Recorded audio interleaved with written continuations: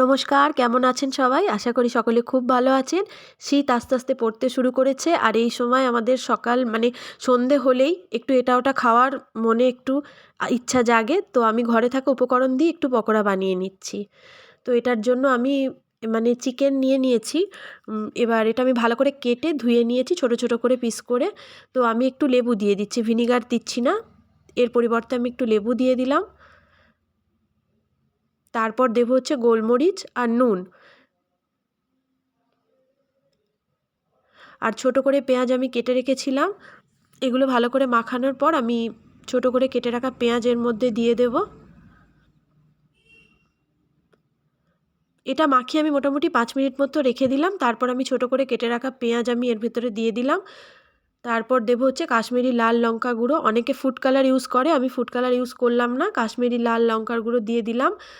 আর হলুদ গুঁড়োও দিলাম সামান্য।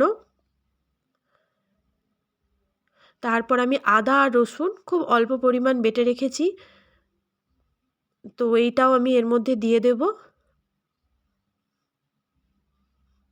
এটা অনেকেই অনেক রকমভাবে বানান, তো আমি যেভাবে বানালাম সেটা আমি আপনাদের সাথে শেয়ার করছি। আর দিয়ে দিলাম ডিম। এবার এই সমস্ত জিনিসগুলো ভালো করে মাখিয়ে নিতে হবে। তারপর আমি বেসন দেব, কারণ এটা মাখানোর পর আমরা বুঝতে পারবো যে কতটা জল জল ভাবটা আছে। তারপর সেই রকম অনুপাত অনুযায়ী আমি বেসন, চালের গুঁড়ি এর মধ্যে অ্যাড করব। এবার এই সমস্তগুলো খুব ভালো করে হাতে করে মেখে নিতে হবে। তারপর আমি দিয়ে দিলাম চালের গুঁড়ি, যাতে এটা একটু কুড়মুড়ে ভাব আসে, ক্রিস্পি ভাব হয়, সেই জন্য দিয়ে দিলাম চালের গুঁড়ি। আর তারপর দিয়ে দিলাম আমি বেসন, যাতে জিনিসটা একটু টাইট হয়, কারণ এটা একটু জল জল ভাব আছে। অনেকে কর্নফ্লাওয়ার ইউজ করে, আমি করলাম না।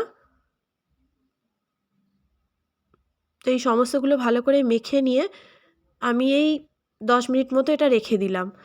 তারপর আমি ফ্রাই প্যানে সর্ষের তেল গরম করে, সর্ষের তেলেই আমি পুরো ব্যাপারটা ভাজবো। ভালো করে গ্যাসটাকে কম করে ধিমে আঁচে ভাজতে হবে, কারণ ভিতরটা যাতে ভালোভাবে ভাজা হয় সেই জন্য গ্যাসটাকে কম করে উল্টে পাল্টে দুপিঠ ভালো করে ভেজে নেব। এই দেখুন বন্ধুরা, আমার সমস্তটা ভাজা হয়ে গেছে, এটা একদম রেডি হয়ে গেছে। ভিডিওটি ভালো লাগলে লাইক দিয়ে পাশে থাকবেন। ধন্যবাদ।